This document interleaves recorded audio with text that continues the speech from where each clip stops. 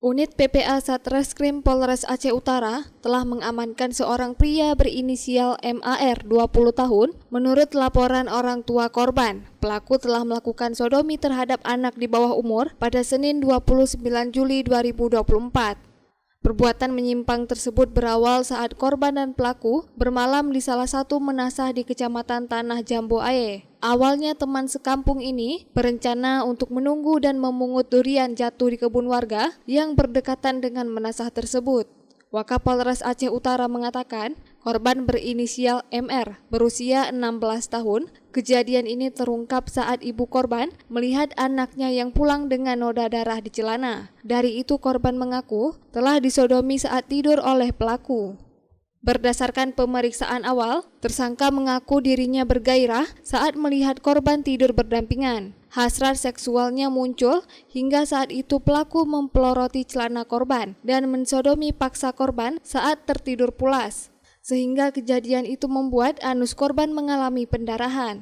Dari hasil pemeriksaan awal bahwa si tersangka ini merasa gairah ketika tidur bersama di menasah pada waktu itu. Nah, dia tidak tahan, kemudian dia melakukan hasrat seksualnya untuk mensodomi si korban dengan cara menarik celananya dan melakukan sodomi itu tersebut.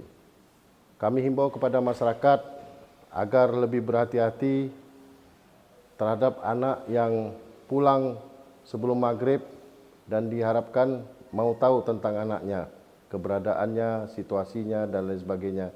Jangan sampai anak-anak kita ini menjadi korban sodomi bagi yang lain. Sekian, terima kasih.